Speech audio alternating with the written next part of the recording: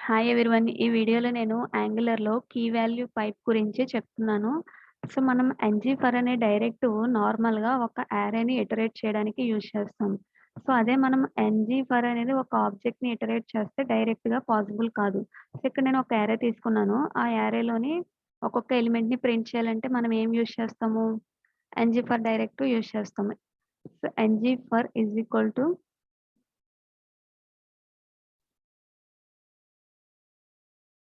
Let see of నేనిక్కడ categories అనే ఒక అరే తీసుకున్నాను. అందులో ఒక్కొక్క కేటగిరీని ప్రింట్ చేస్తున్నా. సో, ఒక్కొక్కటి సి అనే వేరియబుల్‌లో పాయింట్ ఔట్ చేస్తున్నాం. సో, కేటగిరీస్ అనే అరేలో సమ్ ఎలిమెంట్స్ ఉన్నాయి. దాన్ని ప్రింట్ చేసాము. ఒక స్ట్రక్చరల్ డైరెక్టివ్ ngForని యూజ్ చేసి. సో, ఇది అరే కాబట్టి వర్క్ అయింది. ఇప్పుడు నేను అక్కడ ఒక అరేని కాకుండా ఒక ఆబ్జెక్ట్ ఇస్తే అంటే ఇప్పుడు నేను ఈ కేటగిరీస్ కాకుండా సపోజ్ ఇంకొక అరేని తీసుకుంటున్నా. మొబైల్స్ అనే అరేని కాదు. ఇప్పుడు ఆబ్జెక్ట్‌ని తీసుకుంటున్నా. మొబైల్ అనే ఒక ఆబ్జెక్ట్‌ని తీసుకుంటున్నా. సో, మొబైల్ అనేది ఒక ఆబ్జెక్ట్. దానికి ఐడీ ఇస్తున్నా. So, ID 1 and mobile name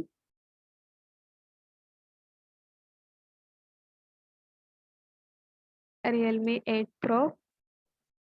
next price 20,000. RAM 8 GB అని ఇస్తున్నా. ఇప్పుడు మనం ఈ ఆబ్జెక్ట్ ఏదైతే ఉందో దాన్ని ప్రింట్ చేయాలి. మనం ఇటరేట్ చేసి ఒక్కొక్క ప్రాపర్టీని దాని వాల్యూని మనం ప్రింట్ చేయాలి అనంటే మనం ఏం చేయాలి? నార్మల్‌గా ngForని యూజ్ చేస్తే మనకి ఎర్రర్ వస్తుంది. So, let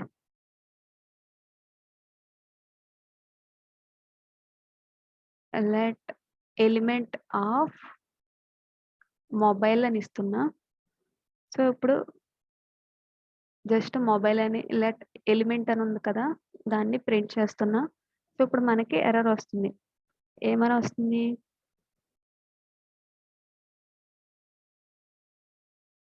is not assignable to the type in ng iterable. So, ఈ టైప్ ఆఫ్ ఆబ్జెక్ట్ ఏదైతే ఉందో మనకి ఏ ఆబ్జెక్ట్ అయినా ఇటరబుల్ చేయడం పాసిబుల్ కాదు అని వస్తుంది. అదే మనం ఈ ఫర్ లూప్‌లో ఎక్కడైతే ఫర్ లూప్ యూజ్ చేస్తున్నామో అక్కడ మనం కీ వాల్యూ అనే ఒక పైప్‌ని యూజ్ చేస్తే అక్కడ మనకేమవుతుందంటే ఈ ఆబ్జెక్ట్‌లోని ప్రతి ఎలిమెంట్ ఏదైతే ఉందో అది మనకి ఇటరేట్ అవుతుంది. ఆ ఎలిమెంట్ యొక్క కీని మనం యాక్సెస్ చేసుకోవాలంటే ఎలిమెంట్ డాట్ కీ అని ఇవ్వాలి. అండ్ ఇప్పుడు మనకి దాంట్లో వాల్యూ కావాలి అనంటే ఎలిమెంట్ డాట్ వాల్యూ.